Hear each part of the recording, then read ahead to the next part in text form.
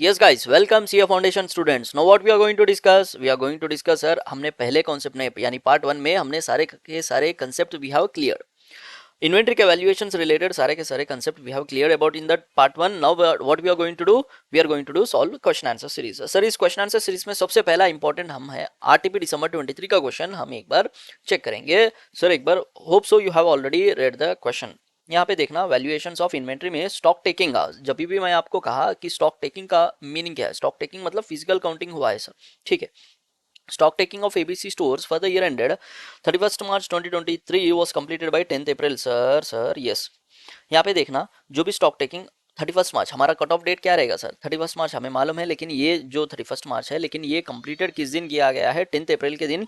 Valuation which showed a stock figure कितना sir? 3,35,000 at a cost as on the completion date after the end of the accounting year. यानी 31 मार्च के बाद accounting year क्या है sir? वही तो है फाइनेंशियल ईयर हमारा अप्रैल से मार्च. अब इस मार्च के बाद जो फाइनेंशियल इस मार्च के बाद इस फाइनेंशियल एंड के बाद जो स्टॉक वैल्यूएशन किया गया है वो 10th अप्रैल के दिन किया गया है और उस दिन जो वैल्यू है 3,35,000.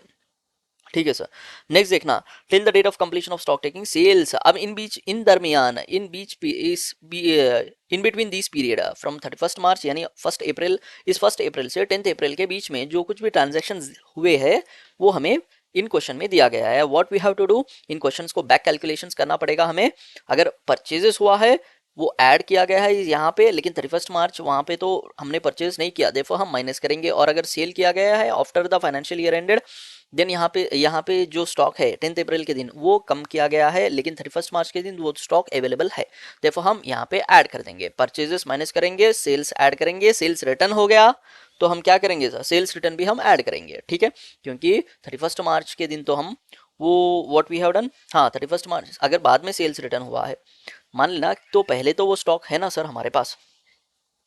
We will discuss this. See हाँ sir. Date of completion sales for the next year made. यहाँ डायरेक्टली हम क्वेश्चंस के पास रेड कर लेंगे. जो कुछ भी सेल्स दिया गया है 13,750, प्रॉफिट मार्जिन 33.33% ऑन कॉस्ट. याद रख लेना जो सेल्स का अमाउंट है ना वो 13,750 उसमें कॉस्ट है प्लस 33.33% ऑन कॉस्ट. मान लेना अगर 100 आपका कॉस्ट है देन 33.33 उसका प्रॉफिट है, देन टोटल बन जाएगा 133.33 यानी 133% इज इक्वल टू 13,750. यहाँ पे देखना इसका कैलकुलेशन हम किस तरह करेंगे. 13 ये देखना 13,750 डिवाइडेड बाई 133 इंटू 100 कितना होगा, यानी हमें सिर्फ और सिर्फ cost of the good sold हमें मालूम करना पड़ेगा ताकि हमारा क्लोजिंग स्टॉक जो है वो कॉस्ट में रहेगा, प्रॉफिट उसमें इंक्लूड नहीं रहेगा. देयरफॉर हमारा व्हाट आई हैव हमारा जो फॉर्मूला है, ठीक है, हमने जो ट्रेडिंग अकाउंट प्रिपेयर करने के बाद what ever I have explain, trading account में ओपनिंग स्टॉक, परचेजेस, फिर उसके बाद ग्रॉस प्रॉफिट रहेगा, ये ग्रॉस प्रॉफिट. और यहाँ पे सेल्स और ग्रॉस प्रॉफिट. सेल्स में क्या रहेगा सर? Cost plus profit. लेकिन क्लोजिंग स्टॉक में क्या रहेगा? क्लोजिंग स्टॉक में सिर्फ कॉस्ट रहेगा. और याद रख लेना आप जब भी सेल कर रहे हैं then cost of the good sold plus profit, यानी जितना cost of the good sold हम जो सेल कर चुके हैं जितना कॉस्ट है उस कॉस्ट को माइनस करेंगे, ठीक है. देखो यहाँ पे जो हम कर रहे हैं देखना इस क्वेश्चन में क्या हो रहा बाद में यानी 10th अप्रैल के दिन हमें जो दिया गया है वो 3,35,000 है. बाद में हमने सेल किया, सेल कितना है 13,750. अगर इसको विदाउट देन कॉस्ट इसका कितना रहेगा सर? कॉस्ट है 10,312 रुपीज़. अब इस कॉस्ट को हम ऐड करना है, जितना भी सेल किया गया है 31 मार्च के दिन तो उतना कॉस्ट है ना सर? यस. तो therefore we have to add it. यहाँ पे देखना पहले मैंने माइनस किया 3,35,000 आया, माइनस करने के बाद देयरफॉर हम ऐड करेंगे ताकि हमें 31 मार्च की पोजीशन मालूम हो सके. नेक्स्ट यहाँ पे देखना परचेजेस किया गया है, सेम क्वेश्चन से पढ़ लें. Yes sir. After stock yes. यहाँ पे देखना purchases in the next year included in the stock amounted to 18,000 at a cost less trade discount. Sir इसमें यहाँ पे छोटा सा ट्रेड डिस्काउंट दिया गया है. जो 10,000 है उसमें से 10,000 में से ट्रेड डिस्काउंट दिया गया है. सॉरी 18,000 का 10% ट्रेड डिस्काउंट है. During this period goods were added to the stock the markup of 600 in respect of sales return. ठीक है, मतलब ये अलग ट्रांजैक्शन से. सबसे पहले हम परचेजेस का देख लेंगे सर. परचेजेस में 18,000, लेकिन 18,000 ट्रेड डिस्काउंट माइनस करने के बाद देखो हम what we are going to do, यहाँ पे जो माइनस है minus 10% of trade discount minus कर देंगे. और 16,200 को हमें करना क्या है? माइनस करना है. क्यों? पहले जो किया है वो प्लस किया है और अब हमें माइनस करना है ताकि बैक कैलकुलेशंस आना. Yes yes sir. आपको समझ में आ रही है ना बात? Yes sir. 10th अप्रैल लेकिन हमें पोजीशन चाहिए 31 March. Yes sir. Yes sir. तो यहाँ पे sales return, what we have discussing, we are discussing about sales return. Sir अभी जो स्टॉक में है 3,35,000 में जो अमाउंट दिया गया है उसमें सेल्स रिटर्न इंक्लूड है, लेकिन 31 मार्च के दिन हमने सेल किया, लेकिन सेल रिटर्न्स का हमें मालूम ही नहीं था।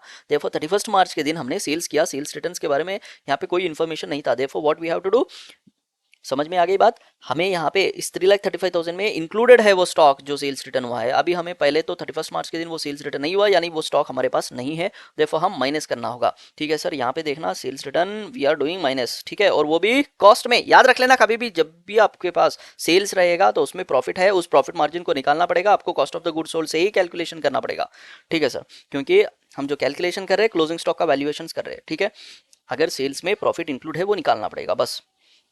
यहाँ पे देखना after stock taking it was found, ठीक है, old slow moving inventory items costing 2250 which should be taken at 1050, मतलब सर डाउनवर्ड रिवैल्यूएशन हुआ, स्टॉक काउंटिंग हो गया है सर, लेकिन उसके बाद ओल्ड स्लो मूविंग आइटम है जिसकी वैल्यू है 2250 एट दिस टाइम, लेकिन उसकी एक्चुअली जो रियलाइजेबल वैल्यू होगी वो 1050, वही कहा old stock moving which should be taken at to disposal to interested customer. Therefore यहाँ पे जितना अमाउंट कम हो रहा है ना उतना अमाउंट ऑफ इन्वेंट्री भी हम कम करेंगे, यानी इन्वेंट्री की वैल्यू हम उतने कम करेंगे। यहाँ पे देखना स्लो मूविंग इन्वेंट्री के लिए -1200, डन सर।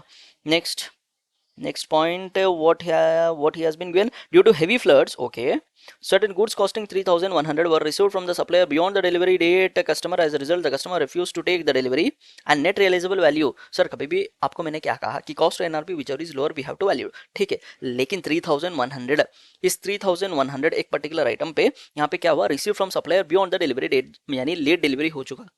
अब क्योंकि हमारे पास लेट डिलीवरी आया है, हम अपने जब अपने कस्टमर को हम देने के लिए रेडी है, जब हम अपने कस्टमर को बेच रहे हैं वो 3,100 में नहीं ले रहा सर, फिर कितने में ले रहा, वो ले रहा 2,500 में, 2,500 में वो लेने के लिए रेडी है। देयरफॉर हमारे पास जब हमारे पास ये क्लोजिंग स्टॉक है, हम इसे कितने में वैल्यू करेंगे, कॉस्ट और NRP whichever is lower obviously then 2,500, sir 2,500 में ही हमें वैल्यू करना है। जो भी इन दोनों का डिफरेंस जो अमाउंट है 3,100 माइनस 2,500, डिफरेंस की वैल्यू हमें कम करनी पड़ेगी अपनी इन्वेंट्री में।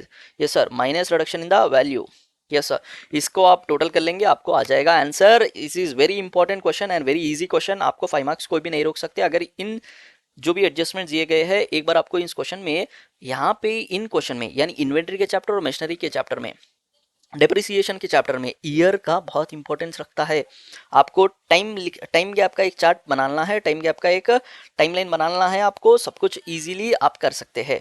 ठीक है, बस इतना देख लेना, आपको इससे बेहतर इन्वेंट्री का कोई भी नहीं बता सकता, मैं आपको गारंटी से बोल सकता हूँ। देखना पहले जो है इस स्टॉक में हमने क्या किया, उसके बाद इसके अपोजिशन हम क्या करेंगे, ताकि 31 मार्च के दिन यहाँ पे जो सेल्स हुआ है वो 3,35,000 में माइनस करने के बाद 3,35,000 की वैल्यू दी गई है, हमें बैक कैलकुलेशंस करना है। मैं 31 मार्च के दिन सेल्स नहीं हुआ, therefore we have to add it. Same वैसे ही परचेस और सेल्स रिटर्न के लिए हम कैलकुलेट करेंगे, अगर परचेस में ट्रेड डिस्काउंट है तो वो ट्रेड डिस्काउंट को माइनस कर देंगे।